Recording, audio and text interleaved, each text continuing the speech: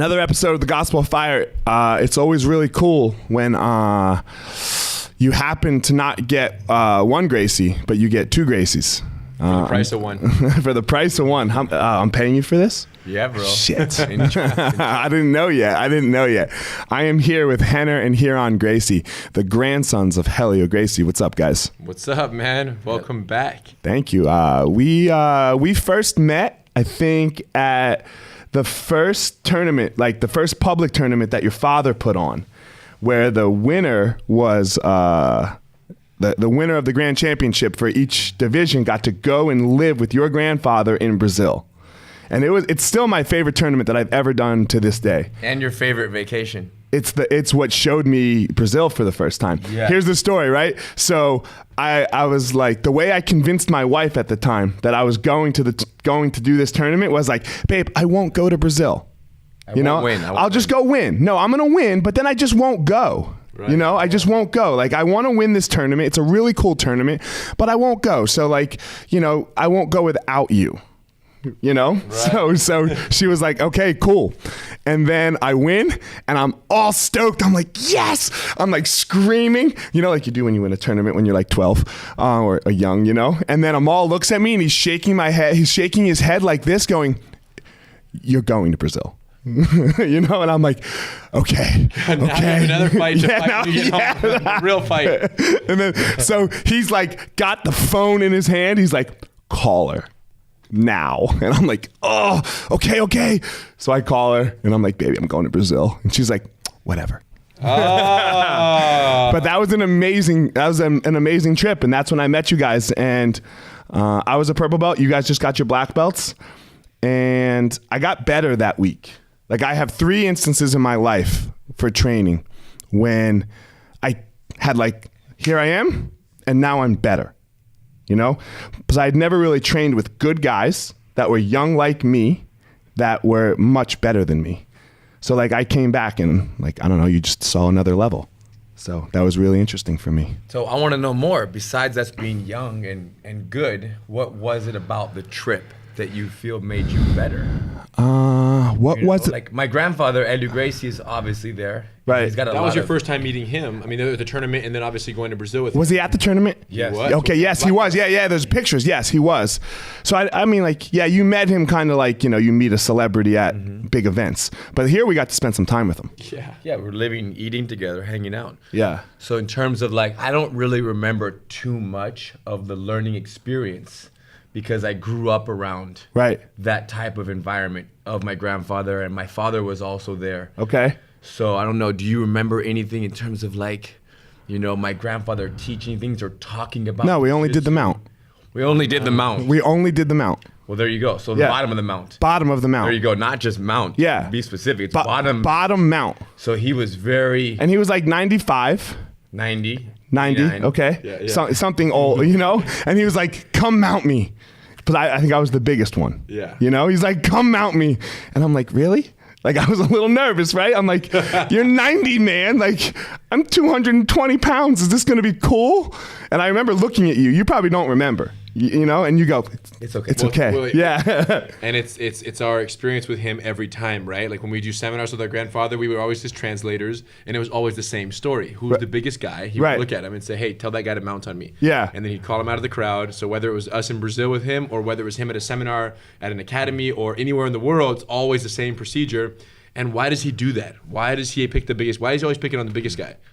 Well, he wants everybody to see the importance of knowing how to survive. Right. How to be comfortable in the uncomfortable, on the bottom, how to stay safe. So the biggest guy will send the biggest message to everybody else in the room. So if he can defend himself against you or myself or Rener, then the other 7 guys in the room say, you know what? There's something here. Knowing how to survive is where we should be investing some of our time. Most of our time. And this is what I got a lot. Because you told a story. It was you were I don't know how, I think you guys were we were all 20s, early 20s at the time. How old are you now? 37. 37? Well, I was 19 because that's when I got my black belt. Okay. Yeah. So 21, 19. Yeah, perfect. Yeah. So in what year was it? 04. So I was 24. 23, something like that. So I can remember you were telling a story. You were because this was the theme of the week, survive. right? Like, bro, it's the theme of our lives. it's the theme of my life now. You know, it's what I preach to this. You know, is, and I think Amal did a great job of that, because we did a lot. So training when I came up, it was passing the guard and bottom side control and mount. Like this is what it was all the time. You know, like we never did. You know. Every day, you know, he would teach the move, and then the training would be the bottom of a position and passing the guard. Like right. this is what it was, you know? And then, you know, some free rounds afterwards. But I remember the story with you was you were sitting there. I think we were sitting at the table. We were playing a card game, drinking watermelon juice. It was the first time I had watermelon juice. This shit was amazing. I went home and bought a cheesecloth. And you were telling a story about wanting to beat Royce. You know, and you went to your grandfather and you said, man, grandfather, how can I beat Royce? And his response was, how about you try not losing to him first? Which means stop trying to beat him. Stop trying to beat him. Don't die. Survive. Yes. You know, survive. You gotta sit up. That's what Rener did to me. Right. Eventually, right? Think about like how it always goes down. Rener, there's so many years where I would beat Rener and beat Rener right. and beat Rener. And eventually he just became hip to what I was doing and right. to what I know and my style. And then came a day where I couldn't beat him. He lasted 8 minutes or 10 minutes. And it goes the same for Royce. There was a day where Royce didn't tap me anymore. Right. And that was a victory. If I don't know what a victory was, that was a victory. But there's right so there. many jiu-jitsu students who have that backwards, right? If you're training with someone better, their thought is, if I just keep getting better, I'm going to catch big boy slipping. I'm going to catch him off guard. I'm going to submit him. I'm going to go get him. I'm going to catch him by surprise. Everyone thinks they're going to get their lucky draw. He's going to tap me 10 times, I'll get him once. I'm going to get one in there. Yeah. I'm going to get a lucky draw. And then that's going to build my confidence, and I'm going to keep getting better in the process. And that mentality is backwards, right? The shortest path to beating the person you're training with is not trying to beat them. The shortest path is absolute defensive, respectful jiu-jitsu mindset where all that matters is what they want, not what you want. Preventing their progress is the greatest progress. Right. And how do we know this? As us three just experienced, people who've been training for 20 years or more, we know this because, right, when we roll with someone who's a belt or two lower than us, and they're hard to catch. It's frustrating. You feel me? You feel me? Like a purple belt, you can't close the deal on. Now, here's what's crazy. They don't know this, but they beat us in that moment. They won. Yeah, it's a good point. But we don't finish the roll and say, listen, bro, I was supposed to catch you in 2 minutes. It took me 4. So even though I submitted you, you actually were the victor in this engagement. We don't tell them that. Right. But they were the winner if they focused on defense and they neutralized us for longer than we thought they should have been able to. And that's frustrating, like on the winner's side, right? On the better person's side, no one ever tells the you're loser still that. going, right? It's 7 minutes in, right? The roll's 7 minutes in. They haven't tapped yet. I'm a black belt. You're a purple belt. Like, I'm heavier than you. All of these things, and I'm like, damn it, it's taking too long. Like, and then your head starts messing with you as the top guy, you know? And if we pay attention to how they're doing that, then we'll see that what they're doing is running. Yeah. And avoiding and stalling and controlling. It's very rare that someone is able to survive us for 4, 5, 6 minutes, but they're trying to beat us. Right, no, yeah. They're going to make the mistake. But what's interesting, all I'm trying to point out is for all the listeners out there who are on the receiving end of the beatings and are still looking up at everyone instead of looking down at everyone they train with, for those people, your more advanced training partners are frustrated beyond comprehension by your self-defense jiu-jitsu mindset. If you roll with someone better than you and you absolutely only focus on neutralizing them, you may not tap them, but psychologically you did, and they won't tell you, but we're telling you right now because we have nothing to hide, and we benefit from this equation, and we benefit from newer students approaching jiu-jitsu with the proper mindset because it keeps people on the mat. Imagine if you never tapped those people above you, and you think that because of that, you're never progressing. Oh my gosh. Yeah. Well, so who's going to tell them that they're progressing every roll? Someone's got to let these people know. And the tricky part is that how you define progress, right? If I roll with Royce for 10 minutes and I don't lose, it's easy for me to say, it was all right. He swept me 3 times and I was under the side control for 75% of the time. And see all the where I was lacking, negative. But instead, no, I went for 10 minutes and I didn't lose once. you have to give that the respect that it deserves. You have to, because that's hard. That's not easy, right? It's not easy to be under lifetime jiu-jitsu practitioners, right? And be a purple belt and be like, can I survive the mount? And man, for me, this is what like my life is about now. A little bit like I talk about it sometimes on the podcast. You guys probably don't know, but I went through some struggle, like personal struggle, like breakdown, breakdown/spiritual awakening. And what got me through was jiu-jitsu, like literally, because I would just go to the academy, and like teach. I'd be like, man, I got it. I'm just gonna, like, these are my nights. I'm not missing them. My students need me to be there. My students need me to be there. Like, forget everything else. So literally, that was it. And then figuratively, like, I have to survive the mount. Like I call it the devil. The devil's mounted on me. He's got both hands on my neck. The second grip isn't real tight yet, but the first grip is tight. Can I chill? Am I going to freak out? Am I going to lose it? Am I going to do something stupid? No. Why? Jiu-jitsu taught me how to, exactly what you guys are talking about right now. Just chill on the bottom of the mount and not die.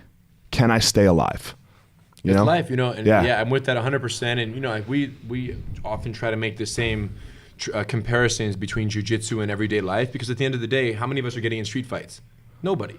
You know what I'm saying? Like, we learn self-defense so that we never have been in one? Yeah, well, I mean, when we were kids. When you're kids, right? Yeah. One is, what's the value of jiu-jitsu? Everything but fighting. Yeah. Well, hold on. But then again, we're all getting in street fights every day. Every day. That's what I'm trying to make the connection to. Yeah. So, but in terms of physical altercations in the street fight, the second you know jiu-jitsu, you talk to people like you have a loaded gun, and people talk to you and go, oh my God, he has a loaded gun, or he's a master of something. Right. I don't want to fight this guy. So you learn how to fight, and then you never have to, the more confident you become. So that being true, how do we apply jiu-jitsu to life? And what you're talking about, this idea we call comfort in chaos. Once you become comfortable in the unpredictable and seemingly overwhelming and concerning and dangerous situations of a street fight, through learning jiu-jitsu, then you get out into everyday life, bro, and everything is easier. It's Fight Club. After fighting, gotta mess that up.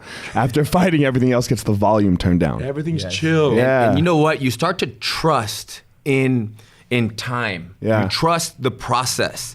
For example, you remember the time where you knew nothing about jiu-jitsu? I don't remember that time too well. I do. But you might remember I do for sure. A little better.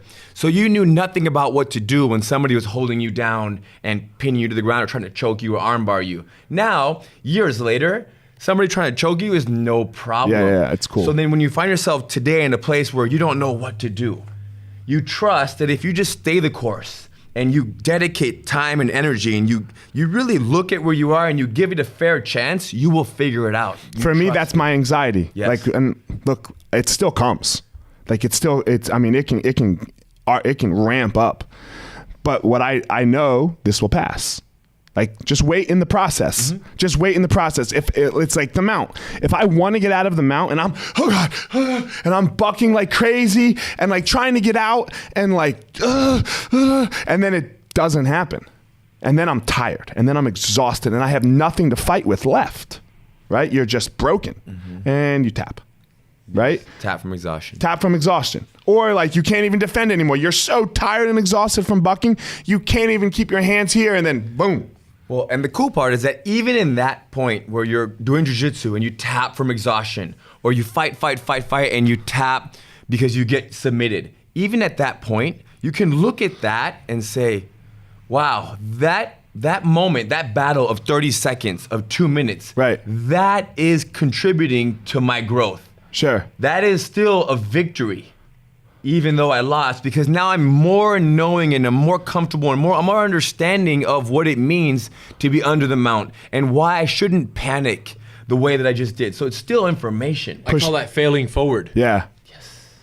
Yeah, it pushes your line back. Like what you know you can handle. Yes. Right? It pushes your line back. Yeah, everything in the fight, and that's the other thing that jiu-jitsu teaches is that this failing forward concept.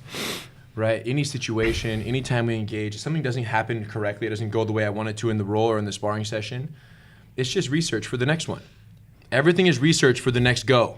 Right? And it never lies. Jiu-jitsu never lies, right? You could come in on Tuesday, I'm a killer, feeling great. And then whatever, I don't know, we all got kids, right? Like you're up all night with your kids, your wife is sick too, and then like you still got to show up on the mat, and then the next day you're not feeling so good. Like maybe it's the third night of that with your family and yada yada, and like you still got to train, and like it's not a good day. Right. And you're gonna have to survive. You're gonna have to just deal with that day too.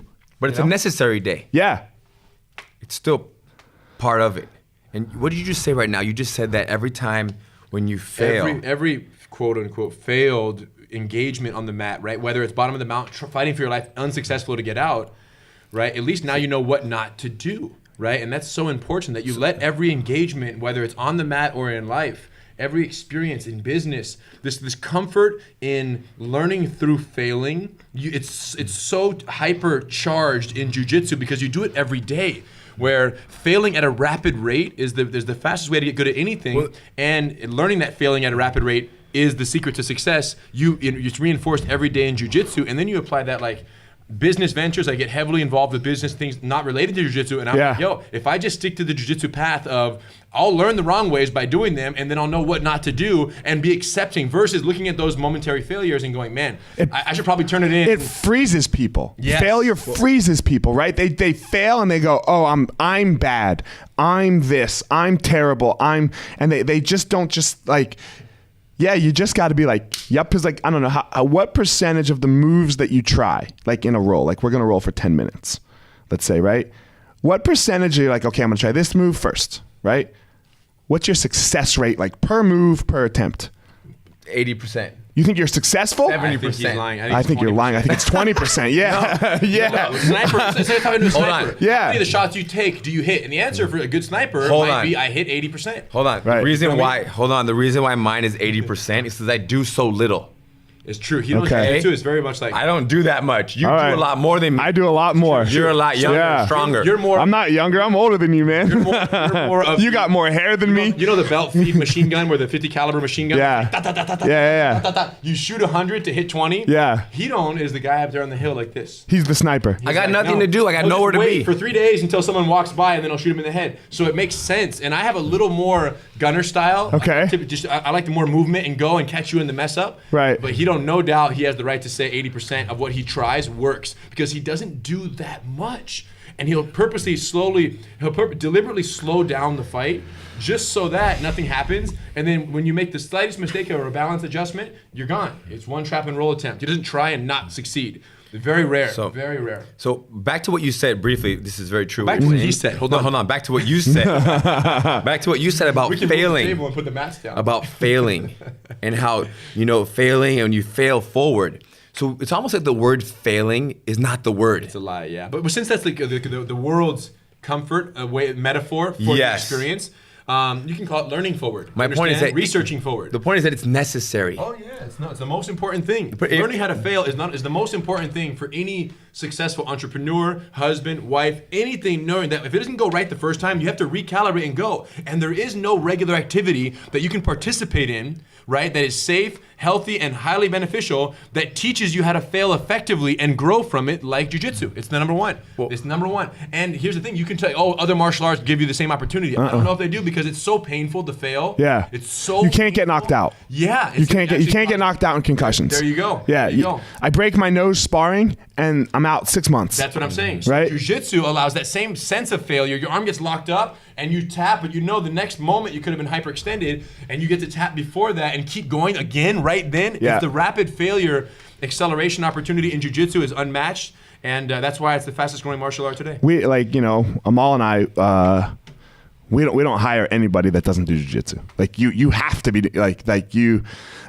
We have Muay Thai too, so Muay Thai people as well, and we do a similar thing with our Muay Thai program, But if you don't come and work for us and experience and train with us first, it doesn't happen. You don't understand us. Yeah, and we don't fire people really, and we don't really have to hire people. They come on. Sometimes we'll hire a front desk person. But then within a month they're training. And they're never leaving. Yeah.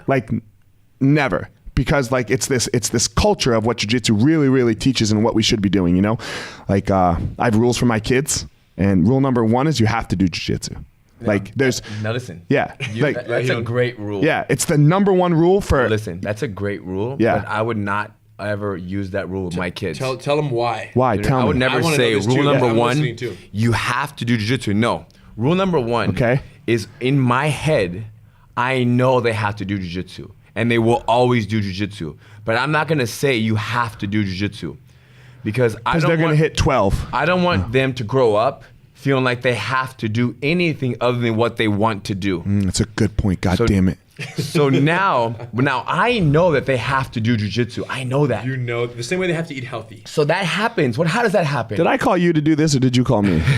Why are you messing up my life right now? My children, when my children are on the carpet at home, they don't come to class. They do a class like once every 2 months. They'll come in. How old are your kids? Class 4 and 6. Okay. But what do? At home, I just grab them and I just tackle them. I just hug them. Right. And then I mount them. And then they escape my mount. And then they side control me. And we play for like 3.5 minutes. And then I say, I gotta go. I'm gonna go eat dinner. I walk away. You see that? Or I'll just grab their wrist or I'll push them. So there's no having to do anything. What do you wanna do? You wanna do jiu-jitsu? No, okay. We're not gonna do jiu-jitsu. I'm just gonna tackle you right now. This is not jiu-jitsu. We're playing. We're playing. Yeah. And you know how it is. Hey, you have to go to, Stanford and you have to become a dentist. And if you don't become a dentist and you don't go to medical school and you don't become an attorney, then dad and grandpa are gonna really be sad because they want you to be an attorney. Did you guys grow up have to do jiu-jitsu? Yes. Okay. Yeah, we tried to quit too and it was unsuccessful. Right. And I'm happy that I had to do it and I was forced to do it. And when I didn't go, I had to stay in my room for an hour and a half, 2 hours. The whole time that I would have been at jiu-jitsu, drive and there, stay in your room. And this is my room in 1991. No electronics. Yeah, there's no Nintendo. Joe. Yeah. Right? So Dude, stay in your room for 3 hours till we get back or go to class. jiu-jitsu. And so it's very much enforced. But listen. So hold on, Yeah. So I read this book called The Coddling of the American Mind. Yeah. Have you guys read it? No. sounds good though. It's really good. Are you preparing your kids for the road? Or are you preparing the road for your kids? This is the whole concept of the book. Got it. Right? There's things in life that we do have to do. Like eat. No, you have to do them. You have to eat. You have to eat. Right? What else? But you guys are super successful. Right? You guys are super successful, super driven. I mean, we're here at this beautiful academy that you guys built. And there was and I'm just playing devil's advocate a little bit, but I don't fall all the way over here. I just want to hear, that you had to do. You had to go to jiu-jitsu. And now, damn guys, look at this. Combatives, master course, the police course, bully proof, yada, yada. Look, you got on Shark Tank, right? And you have your hoodie. I would still like to say that's because of jiu-jitsu. Me too. Right? I think you would agree with me, right? He don't agrees too. Right? That jiu-jitsu has to be part of their life. So you had to do this. I know, my kids have to do jiu-jitsu. Right. But I have to use jiu-jitsu on my kids. But aren't there some... when I say that you have to do it to them, that's not saying that, that's not using jiu-jitsu. That's forcing them. That's using strength. I get it. I get it, but there's something to this as well. There's something to to force. How do you force to teach the work? Like you were taught the work. So I think let me intervene here. And hold on, I don't all the way agree with this. I'm appreciating the engagement here. However, let me just say this. I think that you guys agree. Right. It's just not a method. It's not a matter of the actual principle here. It's a matter of the delivery. The delivery, yeah. That's it. So we're just talking about, and I think your book focuses more on the principle than the delivery, the actual communication of those principles to the people, whether it's road or child or road. That's the principle they're focusing on. Right. What he don't saying is no, 100% his kids will do jiu-jitsu the same way they will eat healthily, the same way they'll avoid drugs and alcohol until they're a mature adult age to be able to make those decisions rightfully for themselves. So all these things are going to be in place. It's just a matter of how those are communicated that Hedon is mastering and focusing on, and I appreciate it because I need to learn all the same things. So my wife, when she was younger, when she was a kid, she could wake up and tell her mom, I don't want to go to school. That's great. I like that. Her mom's good. You haven't met her mom. I love her mom. I don't want to go to school. You don't have to go to school. So hold on. My wife can't do shit sometimes that has to get if it's in front of her and it's come on, babe, we got to get this done right now.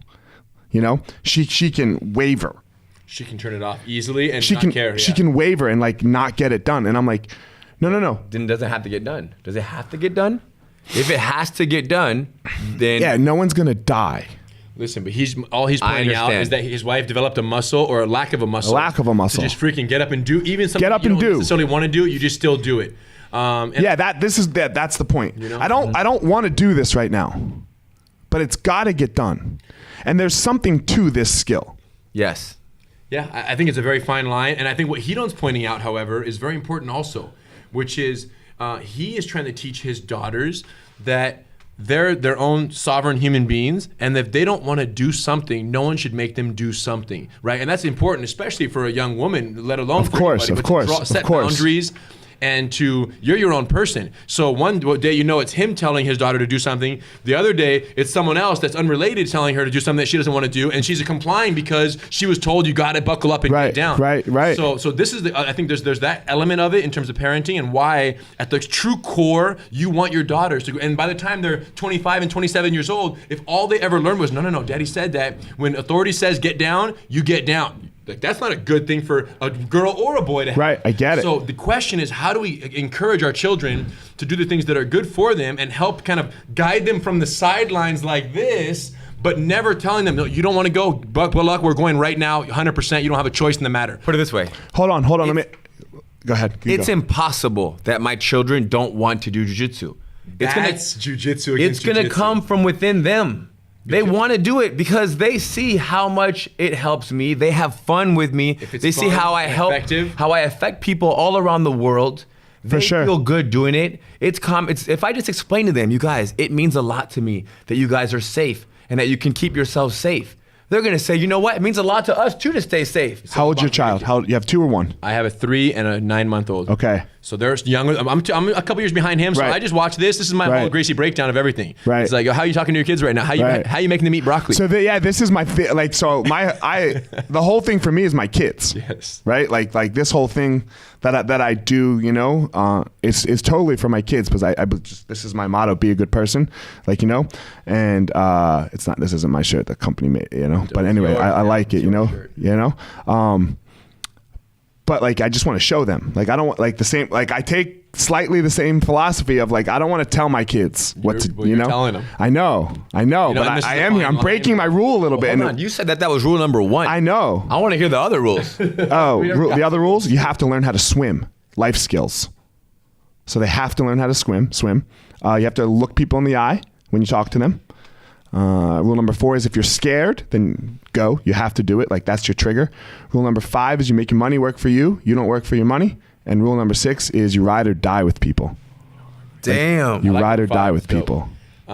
So you have to look people in the eye. No, that's not the one that concerned you the when most. You talk to them. Listen, that's fine. Listen, the one that concerned you, the one that knocked you over, was when you said, if you're scared, you have to go. Don't second guess yourself ever. Just go. No, I was just going back to the first one. I saw you got triggered by that one, so tell me why.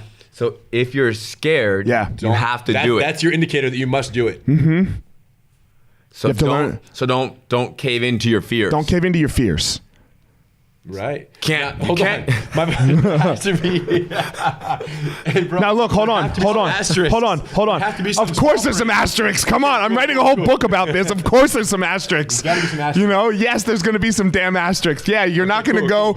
You're not going to go on the top of the Empire State Building, look over, and go, "Oh shit, I'm scared," and jump. You would die. Yes, of course. No, that's not. You know, so that's not what we're talking about. Yeah, that's being intelligent. That's being intelligent. But like, it's like, man, Daddy, I am scared to get on my bike right now because I fall. Yes. Okay, man, I understand, buddy. Come on, let's just sit on the bike. You know, when you are ready. You know, when you're okay. Oh, hey, like play with them, just like you do, right? Play with them, and then get them to play in a way. Yes. To notice them sitting on the bike, but like. Just kind of distract them to get them, just like you do with jiu-jitsu, right? With your kids. We're saying very similar things. Our delivery is slightly different. My thought is, listen, you're scared to fall off the bike. Yeah. And that makes complete sense. I was scared to fall off a bike too when I was 4 years old, 7 years old. Yeah, of course. I'm glad you're scared because you don't want to get hurt. Right. Now, how badly do you think you might get hurt? Right. If you fall off the bike. If you fall off the bike. You see, I'm asking But to them, it's a major thing. What, to fall, to get injured or embarrassment? No, it's just me and them. They're afraid to bleed. Okay, listen. We got some pants on. We can put some knee pads, elbow pads, and a helmet, right? And we can ride the bike. I'll be right next to you. And if you fall and you get a little scrape, I'll help you. I have a little. So that's my ride or die for you. Ride or die. So you ride or die for them? Oh yeah. That's your ride or die. That's my ride or die. I will do everything for those Haven children. just learned how to ride a bike 2 days ago. Nice. Literally, he pedaled for the first time 2 days ago. Nice. And now he's a freestyle bike rider, BMX champ. He's ready to go. So listen, what's crazy? He's not better than my kid. I just have to intervene. He's 3. I just have to intervene right now. Yeah, I'm joking. I just have to intervene right now, since we're on the bike topic. Yeah. That the idea of using training wheels and old-fashioned riding a bike is completely gone. Completely For anybody who's stupid. listening right now, Oh, yeah. there's no such thing as training wheels. They don't exist don't do anymore. that. Don't do what that. What you do is when your kid is a year and a half, maybe even 2, you get them one of these little, they call it Strider. Yes. And they do the no pedal walking on the bike. Yes. And it's not even a bike at that point. It's just literally a seat that has wheels on it. And they're walking. And they're doing it in the kitchen, in the house. Literally yes. walking, and like they think they're cool for just walking on wheels. And then Haven did that for a year and a half, where he just walked, and then eventually took it outside and learned how to run with the bike and lift his feet off the ground a little bit, just barely. And then I call them floaters, where he would run and then float with his feet up, and then he would learn that balance on a bike, right? So he did that for a good 6 months. We didn't touch a real bike or just Striders all day.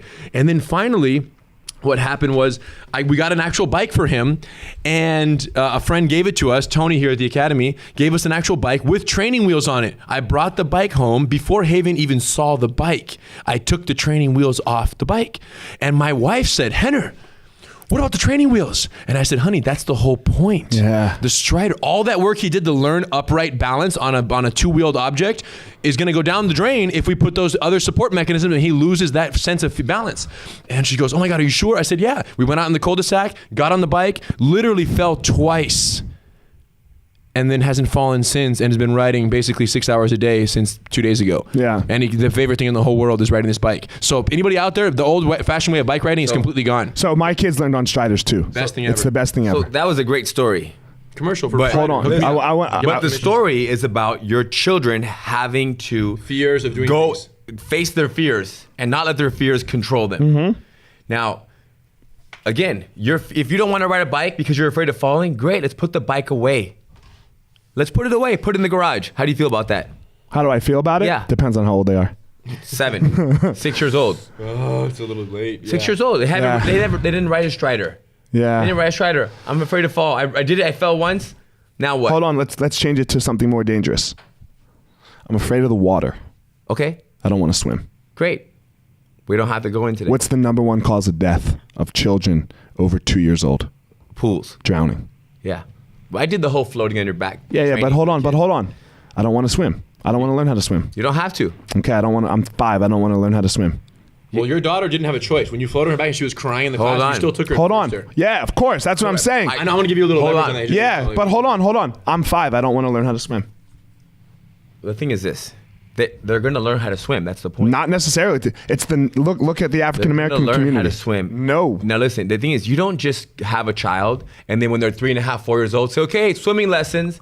You introduce your children to water at a very young age. You have to help yourself because put it this way: their fears are not their fears. Their fears are not because of them as an individual. It's because of their circumstances. Sure. So if my child is 2 months old, 7 months old, and we're playing in water, do you understand, early, I'm taking them to the pool, and they're playing in the ocean. Playing jiu-jitsu. Correct. Or playing on the Strider. There's no way that when they're 7. But you did the swim, float, swim thing. I know, listen, with one child I did the swim, float thing, the safety thing, with one I didn't, and they both swim great now. So the point is that you don't have to force them to face their fears if you introduce them to the things that matter most at an early age. When they're so young, they build the comfort. They play with water. But the swim, float, swim saved one of my kids' lives. Great. I'm happy for your child. I know. You're not happy for my child. He'd be dead. You're happy for me. I'm happy for him. He can live a longer life. Hang out with you. So I just want to point something out real fast, too. I think, like, what we're doing right now, we disagree a little bit, right? But we're buddies still. Like, I think this is something that doesn't happen a lot, right? Like, we're having we love jiu-jitsu. We do all these things. Disagreeing with us doesn't happen a lot? No. In society. disagreeing and still talk. Disagreeing right? And now, you know, you have a private class, but maybe we'll train together later. Maybe we won't. Like, I'll still text you and say, hey man, thanks. Maybe we'll stay in more contact now, right? Like, it doesn't have to end our friendship. We just have like this little thing where we're like, you know, I think in society, this is part of the problem that we're having is it's like, oh no, man, Huron, that asshole disagreed with me on my podcast. And he said I was wrong. Done. Right. Done. Like you are dead to me now.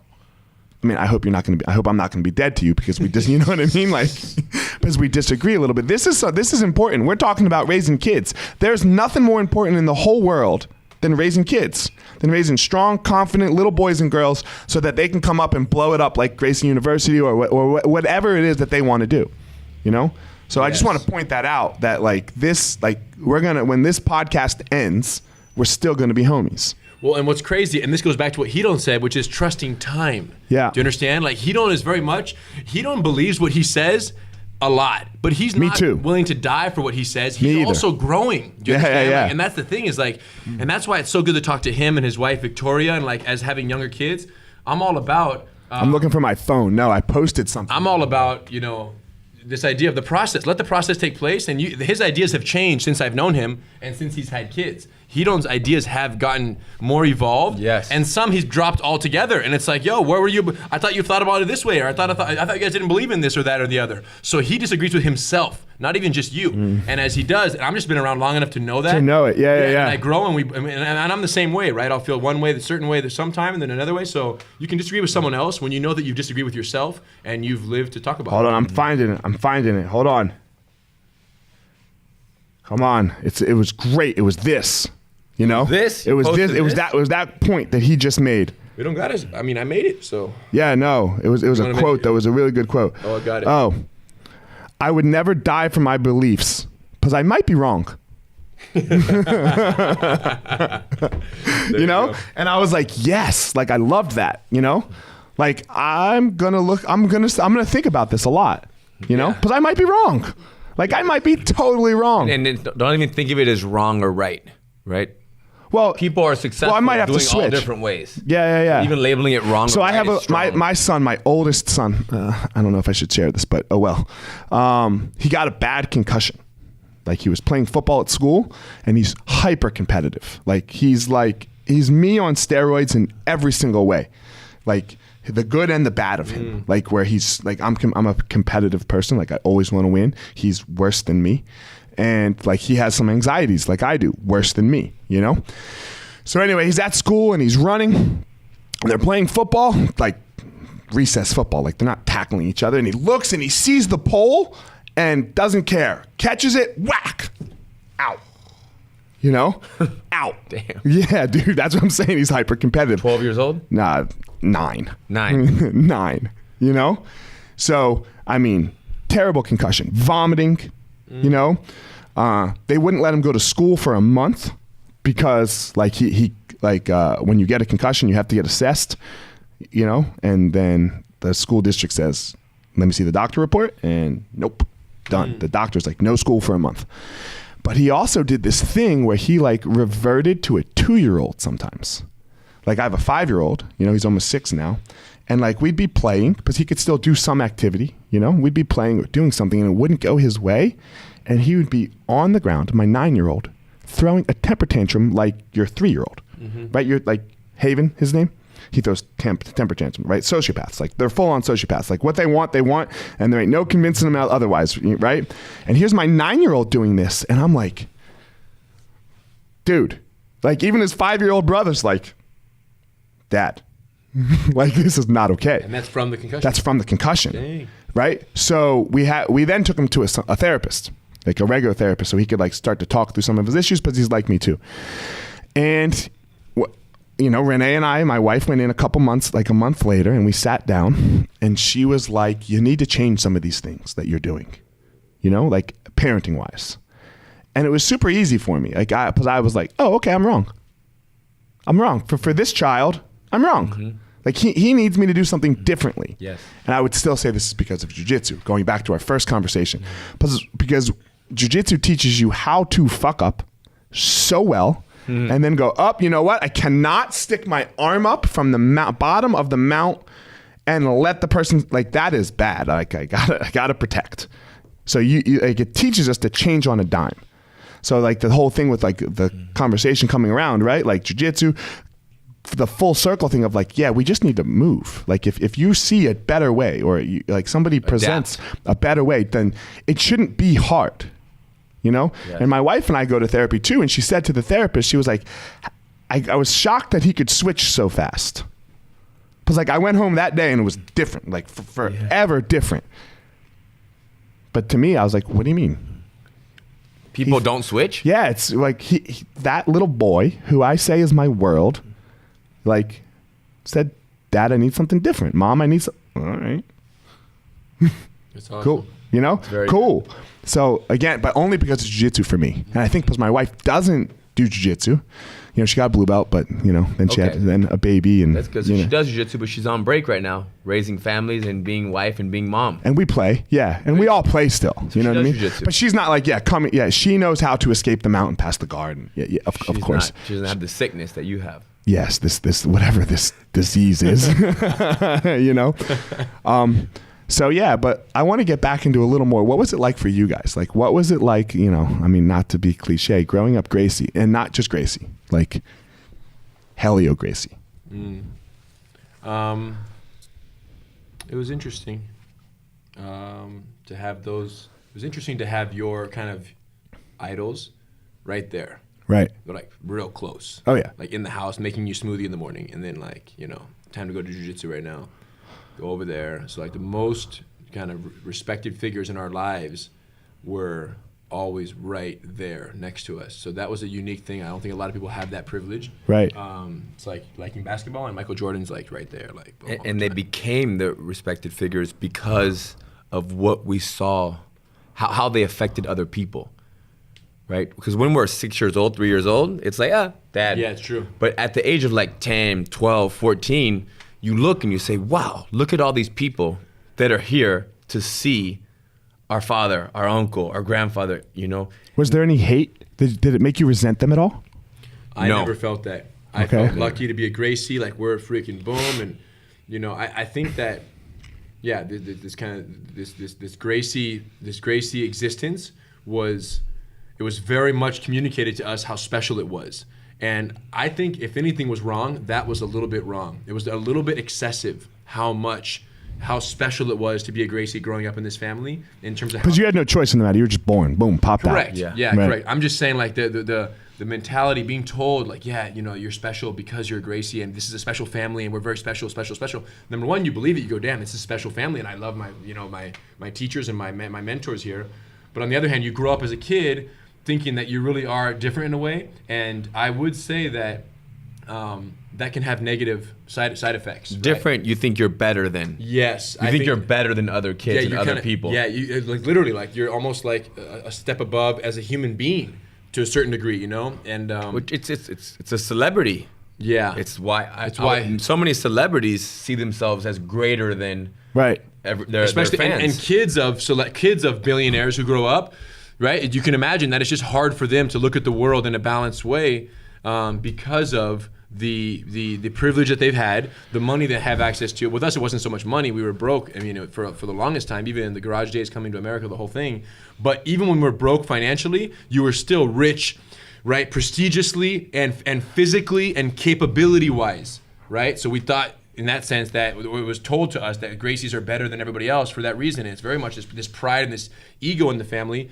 And again, what's crazy is that Gracie ego is, you know, the reason why the UFC was created. It's the reason why all Gracie challenge matches happen. It's why I'm sitting here right now. We're also, so in a sense, it was absolutely necessary to the proliferation and popularization of jiu-jitsu in America and throughout the world. But on the other hand, I've seen it have very negative effects on other members of our family. Right. That fortunately we kind of escaped those negative effects, and it was almost like we grew out of that jaded mentality, and we survived it. And now I think we have very balanced and hardworking approaches towards life. But unfortunately, that mentality did affect people with our same last name in a way that I would not have. Looking back now, and I said, man, they got screwed. They got screwed by the upbringing and by how it was what it was to be a Gracie early on really affected their outlook on the world in a negative way, and I wish I could take it back for them, but we can't. And the Gracie family is so big, right? It's huge. But when you say this about, being Gracie or better than everybody else, I do agree that was an energy that existed our whole life. Was that ever said to you?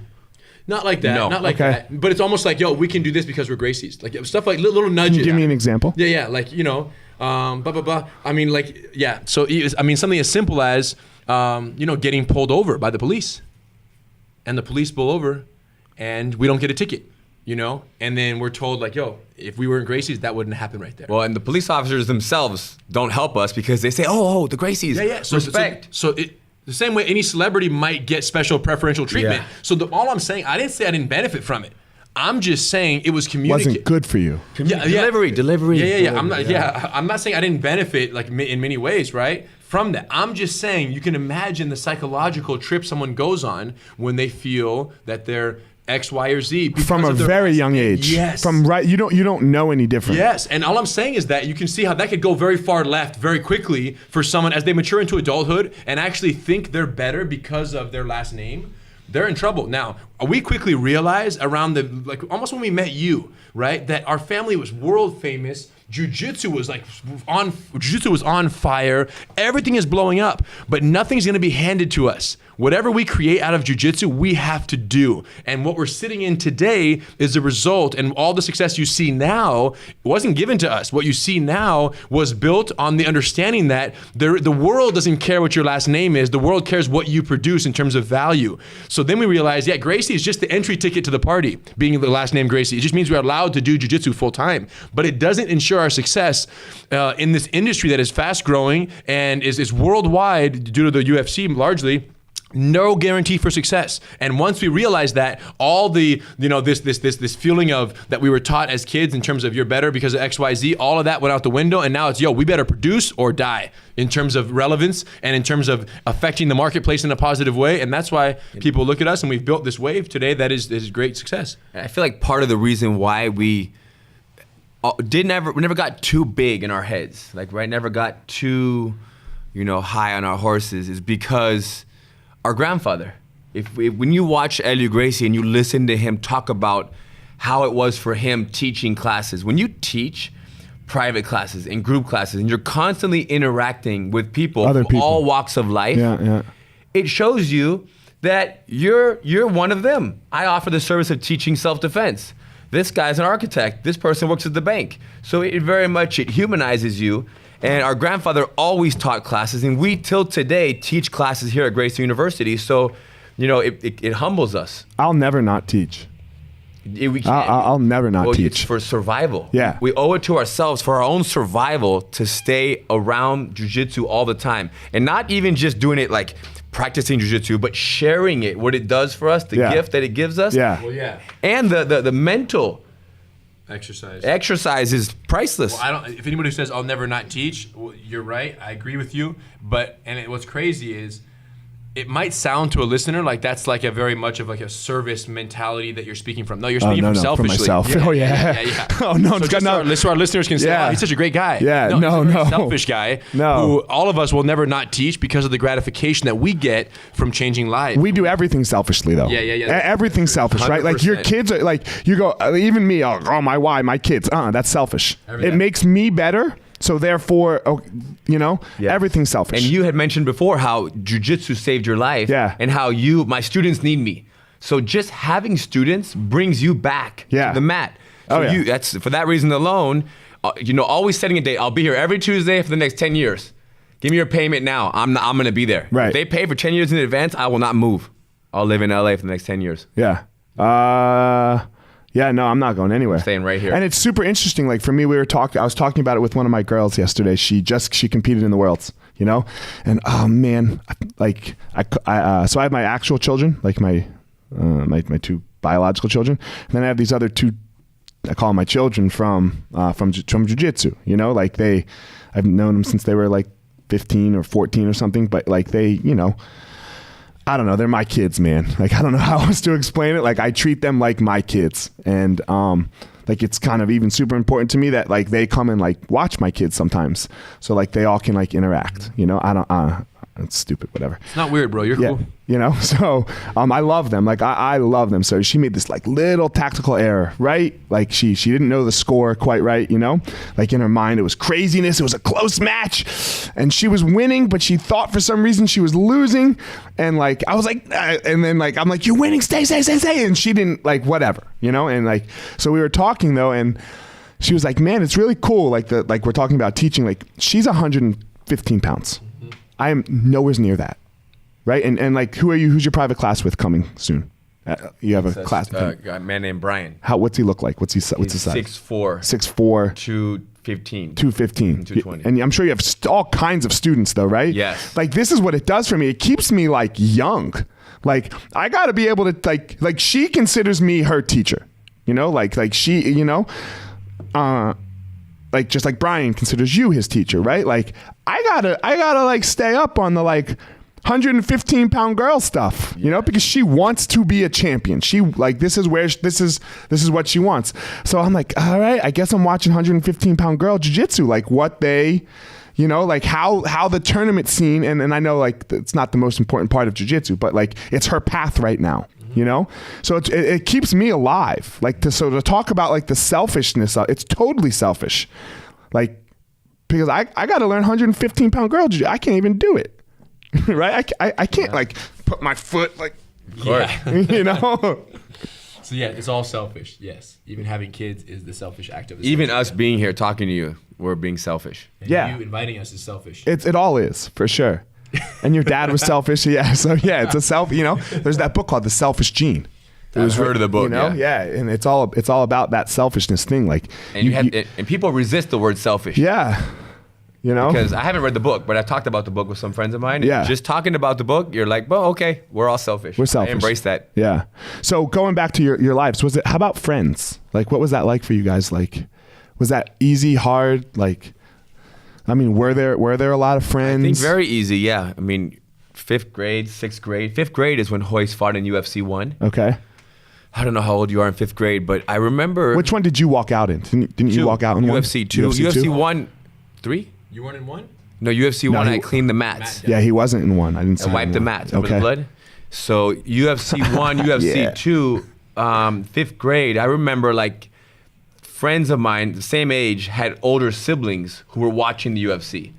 The 12-year-old wasn't quite watching it, or the 11-year-old, whatever age it was. Right. But their older siblings, the UFC was the thing. So that kind of gave me a little hype, you know, like, oh wow, you know, Royce's nephew goes to school with you. It's really good, really cool. Not to mention, like, you know, friends, you know, we were, besides being, you know, healthy, sociable kids, you know, growing up in America and, you know, just good, fun, athletic, you know, we had no real problem, you know, making friends, but it also helped that when we would all gather around the 12-foot trampoline in the backyard, and then we would do challenge matches with our friends, and we would tap them all out. So you quickly rise, because at that age, friendship is very much about that social. Especially males. Yeah, there's always that social. The physicalness of males. That hierarchy. So we quickly, you know, had no challenges becoming respected by our peers early on because of the physical capability jiu-jitsu gave us. Right. Which reinforced that mindset that we're better than people because we can choke them out, and we were always told you can defend them, you can, you know. You can defend yourself. You can physically handle yourself is the most important thing. We didn't have an option to do jiu-jitsu. And right around that 12, 13-year-old time frame is when we started saying, wow, thank God we didn't have an option.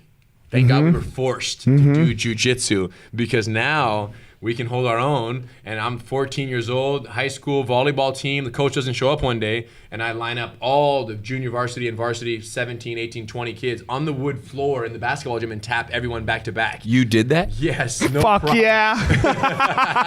Sparring with these guys. Now, I'm like 14, 15, lanky Henner, like a freaking sniper. Like blue, 2 or 3 stripes, but still, Gracie, like, DNA. And I'm sparring with these volleyball kids who know nothing about anything, but they're all getting tapped out, and they're like looking like they're watching a magic show, like they don't understand what's going on. So that I leave there like, hey, I'm the man. You know, like, this is it. Now Where's the volleyball girls? Where's the volleyball girls? Because they need to watch me do this. They heard. Yeah, man. So anyway, that was cool growing up, and people always ask, were we bullied? You know, like, were people mess with us because we're Gracies? And I think the fact that we were, you know, 6'1", 6'2" in high school, you know what I'm saying? Like tall, athletic kids in high school prevented a lot of that, right? If we were like 5'2", 5'1" in high school and Gracies, for sure we would have had our hands full with people saying, hey, Gracie, yeah, sure. Like really testing. But we were bigger than most of the kids. On top of that, our family was well known, and we knew jiu-jitsu, and these volleyball challenge matches spread the word pretty quickly. So before you know it, there's no bullying that happened because we're Gracies. Very little. Very little, but bullying, making fun of words. Yeah. There was bullying for sure. But we got to be able to handle that. Remember the guy who broke your pencil? Remember the guy who broke your pencil? Yes. He knew you were a Gracie, but he still broke your pencil. He knew I was a Gracie, but he broke my pencil, yes. What happened to him? I retaliated. He broke my pencil. He held the tip of it for some reason. It was in my ear. He grabbed it and he snapped it. And I said, hey, don't snap it again. I can still use it. I'll resharpen it. He broke it in half. And I said, okay, don't leave the classroom. When this class is over, you better stay in the classroom. And? He left the classroom. So when he walked out of the classroom, I was standing there. I told you to stay in the classroom. I didn't want to see him at lunch. You missed lunch today. He walked out, and I pulled my arm back, and I slapped him like, boom, the side of it, like right here. Like Yeah. You know the one Hickson on the beach slap? I gave him You go Duarte slap. Oh my gosh, such a good slap. And then I slapped him, and he kind of bent over, and he like almost like went curled into like a fetal, but standing. And I looked right kind of past him when he kind of bent over, and there was a teacher in the door watching the whole thing, just sitting there watching. And she didn't even talk to me, yell, do nothing. Damn, we need a little more of this in society, right? Man, it's important. She stayed quiet. Because she knew the guy was a punk. She knew him. Yeah, but it's important. Like, you can't do that now. He needed that. She felt No kidding, he needed that. Yes. And no kidding, he needed that. It was crazy. Yeah, no, you need to be able to do that. Don't leave. Whack. Your punishment for breaking my pencil twice is you get to skip lunch today, or at least don't let me see you at lunch. Yeah. Pick. But like, that's what it is though. But like, man, my kid can't do. Your kids, when we go to school, No. Well, my kids can do it. they're gonna get of course. When they get expelled, we'll go to somewhere else. Yeah. We'll go somewhere. You do what you have to do. I mean, like, I'm telling my kids to do that for sure. For sure, but that's ride or die a little bit This still. is our school. We're the Gracies. Yeah. This is our school. We're the Marshalls. I agree. Let's go. When we're kicked out, let's go. New school. My wife got kicked out of high school at 16 for this. There you go. But she got in enough fights. Like the final one, she took some girl's head and was slamming the locker shut on the head. Yeah. No wonder you love her. Yeah, man. And like, there's a theme with all our friends. I'm not the one you need to be afraid of. Like, because if you piss my wife off, like, one, you might need to be afraid of her, but then like you know, if somebody does something to your wife, like, you don't even have to worry if your wife might be all the way wrong, right? All the way wrong, but you still got to go. Go where? Like physical. Like if the person's taking it to a level where it gets physical. So, if somebody does what? If somebody like not says anything, spits on my wife, touches her in a way, she's in danger. Well, then I have to Then you have to deal with that, right? Got it. But no matter, your wife could be totally wrong.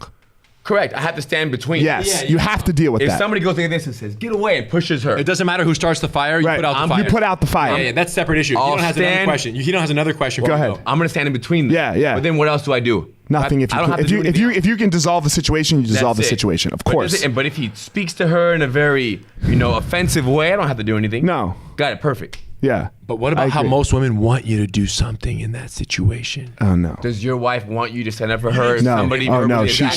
No. She'll the whole time my wife will be like pushing me away, like, no, get away from me. She's special. Yeah. Yeah. No. No. My wife. But you do agree that most women want the man to stand up for her honor. And most I don't men know. believe they need to. I don't know, but it's dumb. It's dumb. That's most dumb. women believe that they need to because they lack confidence in all areas of life. So they find that as an opportunity to display a level of confidence. But it's like men that don't know how to fight too, right? Like they put on this bravado of like, I can fight, and it's like, dude, correct. Like, we know you can't fight. We know you can't fight. We know. You know how it is. When the more you learn how to fight, the more you don't tell anybody. You know. Yeah. Right. The more you learn, the more you realize how little you know, and that's 95% of all men out there. Tom Brady. Also true. The less you know, the more you think you know. Yeah. Correct. Like Joe Rogan said it best. 99.99% of people overestimate their capabilities in a fight. Yes. Yes. He said that first. Yeah. But I think but look, because I think that you and we all know how bad a fight can go. Yes. Right. Like I mean, we could easily get beaten up. Us? Yeah, I could. Yeah. I don't want to use the word easily. Not easily, but it's possible. It's possible. Yes. Like, I mean, like, I used to be a bouncer, and I can remember there was this altercation that happened, and I had to go deal. you know? And I go deal, and it's me and this guy, you know? And he steps to me, and like I wasn't quick enough on the distance control of going in, so I had to step back for a second, right, to keep the big space. And when I stepped back, somebody had just spilled a beer, you know, because there was people fighting all over, right? And boom, down I go, right? Down I go, mounted, right? Mounted. You got mounted. And I'm just in a bar. And you knew jiu-jitsu? And I knew jiu-jitsu. Because like I slipped, because I hit my head, right? Like, because you know, and it was not fun, you know? And now here I am. I was probably purple, brown, you know, and I'm mounted in a fight. Bottom of the fight against someone who does not know jiu-jitsu. Does not know jiu-jitsu. Was this after Brazil or before Brazil? This was after Brazil. There you so go. I was good. That makes perfect sense. So I was good, right? But like, I mean, look, if I would have hit my head a little harder on the slip, because like fighting is craziness. It's craziness, right? It's absolute craziness. If I would hit my head on the slip a little harder, then I got a way bigger problem. Yeah. You could have died. I got a way bigger problem. So he don't say, you know how, when you know how to fight, you know how exposed you are yes. in the fight. So I avoid it at all, just like you avoid at all costs. Self-defense. At all costs. Defend against the fight. Yes. You know what I say? That there's nothing that I won't say to avoid a fight. Yeah, I agree with you. I'll say whatever you want. Like, you're the king. You're the. I'm a wuss. Please leave me alone. Please leave I'm me- sorry. Yes. You're the boss. Say anything to avoid the fight. It's not, you don't, like, it's the last, you need to know how to do it at all costs and then never do it except for on the mat. That the hardest fight is the one you walk away from. Yeah. Because when the ego gets checked, feels so good to punch emotionally. It's and so just good to look, swing. it's so good to look at someone unconscious underneath of you that you're like, yeah. Again, like the whole thing that you guys talk about. I'm a Gracie. I'm the. But so I don't know what that feels like. Listen, You but never what's crazy choked is anybody that- out? Come on. Oh, I guess Yeah. training jiu-jitsu. Yeah, it's different. Yes, but what's But I'm crazy thinking, is like- that anything can happen. I know a guy recently, an incident happened. A friend of a friend, guy who was visiting from out of town, and the guy was in Florida, and an incident happened where it was a road rage incident. Yeah. He got out of the car, pissed off. He swung up and swung on a guy. This is the friend of the friend. Swung on a guy, hit him. The guy, little older guy, fell down, hit his head, and died. Big problems. And now, even the guy who threw the punch didn't want that to happen. That was not his. He was scared. aspiration. It came from a place of just fear. Yes, but but my point is, even the person who threw the punch, unfortunately, the dead guy is dead. Yeah. His life came to an end because of a road rage incident. But even the guy who threw the punch, the outcome, it's like the second worst outcome. Yeah. Only thing that's the second worst to dying is being the one responsible for a death in a case where you emotionally responded to a situation that you could have avoided altogether. Altogether. Dude, you're a baller with that thing, man. Did you see this? Do you watch? I mean, you're probably used to it. He is like not missing. He's like looking at you on the camera. The hand doesn't move. Like, that is amazing, Hannah. You have practice at this. He holds what's the name of the podcast? The podcast, guys, is The Gospel of Fire. It's on iTunes. It's on Stitcher. Just talking about life and jiu-jitsu, right? Here Just at talking Gracie about University, Parenting. going down right now, Parenting. you guys, so much deep stuff. You guys came in like 70% in, so there's a lot to go back and check out with our friend Eliot here. But the Gospel of Fire. The Gospel of Fire. The Gospel of Fire. Because the gospel, for me, is the fire. You go in the fire. You put your belt on. You tie your belt. I see. Right? You bow on the mat, and now we're in the fire. Jiu-jitsu. Right? Jiu-jitsu. Like, we are in the fire. This is the way out of every struggle. Is into the fire. Jiu-jitsu. You know? That's you know, I wrote a book about this. Like, that book's already out, you know? So Podcast, you guys. Eliot's one of the homies from way back when. So yeah, thanks, Tanner. You're the man. yeah. You know. So yeah, like that's why it's the name of the podcast. That's why I try to talk to people that have that like jump in the fire. And you guys obviously, you guys didn't. We You guys, same gospel. yeah. You guys were forced in the fire. We were born. You know, in the you were fire. born in the We're fire. dragons. Yeah. You know. Hell So yeah. the book is done, or you're working on it? So that book is done. That book is done. Amazon bestseller. So yeah, that book is done. It's called The Gospel of Fire.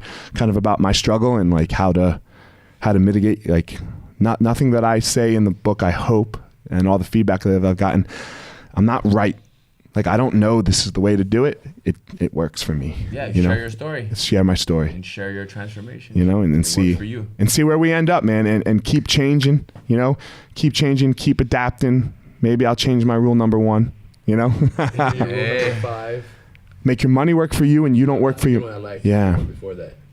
But yeah, if you're scared, are dope, bro. Listen, I think there's a lot of right in all these rules, and I learned from all of them, and I'm gonna take those home. So I'm thinking about doing another book about this. The right? rules? The rules. Well, the thing is, even the rules, these are rules for you guys, kids. Yeah. These are rules for you kids. These are rules. It's just. But even for us as adults, it's my rule. Kids are your best friends. They're your everything. I don't like that. They're not my best friends. What are they? What's that? They're the people I'm in charge of. They're not your best friends, though. No. Got it. They will be one day? No. Got it. So Never. I feel like my kids are my best friends. Okay. So my wife is my best friend. My wife is my best friend. Correct. My brother's my best friend. I have best friends. I have a lot of best friends. My kids are also my best friends. Like Amal's my best friend over there. They feel. No, but he says there's a clear boundary between There's a boundary. my kid and my friend. Yeah, I'm you not can't. here to be your friend. No. You can't be my friend. What to do. Correct. Yeah. There's times I have to put you to bed. Oil and water. Correct. Like Amal and I, right? We're here together. I'm not telling him when to go to bed. I understand. Right? Like my kids, like, hey, 9 o'clock or 8. But if he needed it, would you? Of course. There you go. Of And the course. kids need it. When they need it, Yes. I'll give So it what's to the them. difference? Of course. What's the difference? Where's the line get drawn then? Put it this way, and my Yeah. kids, let's just say, hopefully, my kids live these lives until 90 years old. Yeah. In 90 years, what are the years that they can be my best friends? That they can be my friend? When they're 21 and above, let's say.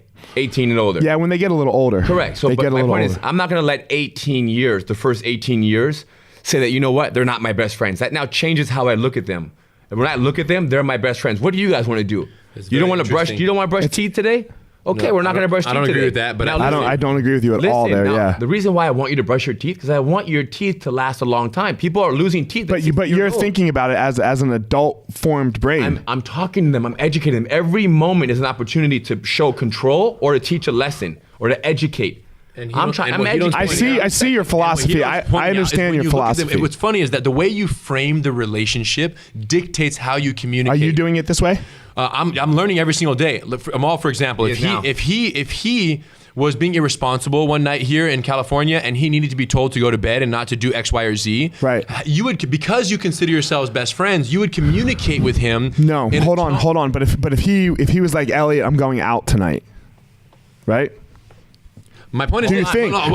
Let me frame it again. But like my kid. No, but you didn't let me finish. Okay, sorry. Go ahead. My point is this: if it came to a point where what he was doing was something irresponsible, and you love him, yes, and just bad for him, like detrimental, yeah, and he was doing about to do something, and you were going to tell him that you advise against that. How you communicate that is contingent on the fact that you guys are friends. So you'd be very careful about how you communicated that. What Dino's pointing out is that because he frames his children as his friends, he is also equally considerate in terms of how he delivers these messages, so that they continue to be their sovereign human beings, but he continues to have a friend's influence on them and tries to peer and guide them in the right direction versus hammer and forcing them. Again, that's just because he's going to be more considerate if he puts them in the friend category. And it's almost the easier way out to say, nope, you're not my friend, you're my kid, so I can talk to you however I want. You're the victim, not the decider, and this is just the way it is with me. And I can see that. And it's the same way as a jiu-jitsu teacher who says, who's teaching a class and goes, but here's the technique, you guys. And when the student does it wrong, they go, hey. I think you got to go, yeah. The student does it wrong and they say, hey, why'd you do that?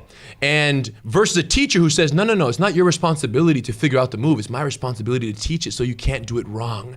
He's saying there's no such thing as good or bad children. There's only good or bad teachers and friends. And the friend who's good and can guide correctly and enthusiastically and lovingly because they frame it correctly versus saying, yo, there's good kids, there's bad kids. I'm going to hammer you into position. I just think it's a much more ownership of the relationship versus saying, no, you got to do this whether you like it or not. I get it. I think, it's a case study. We'll see. And it does require a little more work. It's a case study. Talk 20 years from now. Yeah, it's a case study. We don't need to talk 20 years from now. Come over this afternoon and then meet my kids and you'll already know. But it's a case study. We got to see what the adult looks like. See. No, we don't have. You can already see the 6 and the 4-year-old. Do you understand? He thinks that there's enough evidence already to make a claim. 8 and 10, you can already that his see. system works. My point is, I need to see like when they're like 17 and 20. When Yeah. the girls are 17 and 20. You guys, you don't have to. If you still do. Best friends, then Hold I go, on. all right, he won. He did it right. You do though. No, if you have to wait for that, your kids are already going to be 21 and 23 themselves. Do you understand? You don't want to wait until my kids are 21 and 18. It's true. For you to decide because your kids are going to already be old. So the earlier you find out, the better. You have to just go based off what you feel. What do you feel? What about me, for example? Oh, I so disagree with you now. I know we got to cut. Bro, that's the next fire. Let's go. We're going to have to do it again. We're going to have to do it again. We don't have to go anywhere. The point is that my children, when I see children all the time, I see hundreds of children. Right, me too. And I look at my children, I look at these other children, and I say, wow, I'm doing things differently than these parents. Of course. And it's obvious. And he's right. Right. So his evidence is really strong. But we're not trying to make great children. It's like trying to make a good white belt. I'm not making them. Well, hold on. We need like the whole idea of like my student, like Anna, you know, she's a blue belt. Let's say she would have won, world champion. I mean, okay, in this small scope of world champion, right? But out of blue belts, no one knows. Who's got the most world championships ever? Buchecha. Right? And who's next? Hodger and Bruno Malfacini. Like we can just, because they're black belts. That's what we're looking at. We're looking at like when you get to the top level, when you get to like adulthood, you know, like if your kids are living in your house still, like unworkable, like can't get a job, can't support themselves, and I'm not saying that's the case, right? You know, and you're still feeding them and doing all this stuff, providing their health insurance. This was not the way. We don't know what the way is. That's what I'm saying. All we have to do is do what we feel. I agree a little bit. Yeah, I see that, but I'm doing what I feel, and when I do it, and then the next day I see something, I'm like, wow. Look how she changed, how she's behaving. Sure, but your dad did what he felt, right? And there's some things that you like, you know, like you were talking about the Gracie, like, you know, good and the bad. But it worked for us. It worked for you. Here we are. It worked for you, of course. Our system worked on us, and we are the victim of the system that you're proposing that is just more fire. More fire. Don't say it worked for us. Yeah, it worked for us, but who knows where we could have been. We could have been light years ahead of this. And there's other examples. Right, you could have been. There's other examples. Or you could still be in your dad's house. We have no idea. All you have to do is just come meet my family. So I have a proposition. Let's meet again in 17 years, and then we'll do the... Do we have to wait 17 years? Yeah, then we have so we can't talk for 17 years? No. Because I'm stoked that we like... this topic. Okay. Because this is part of the thing, like selfishly for my podcast, you know, like when we're getting back to the selfish thing, is like I've had relationships with people throughout, like, you know, my jiu-jitsu journey. And sometimes it like, you know, we're adults, we got kids, we got families, we got all these things, and we go other ways, you know? And like we see each other when we see each other. This is part of what I'm trying to do, like, is like, be like, hey man, like a text every once in a while, hey man, how you doing? You know? Like to people, like I'm not going to pretend that we're going to be best friends. Right? Like that, like, you know, we're adults, we got families, you know, you have your best friends like each other, your kid, you know, things like that. But we can say hello every once in a while. And I'm trying to like do that with my jiu-jitsu relationships. So, yeah. Hello. Yeah. So anyway, you got to go teach. Thanks for having us, bro. And congratulations on awesome success. Thanks, man. You too, man. Gospel of fire, you guys. Gospel of fire. Henner here on Gracie. Hell yeah. We appreciate it. Thanks, guys. Appreciate it. Thanks for making time. 17 years.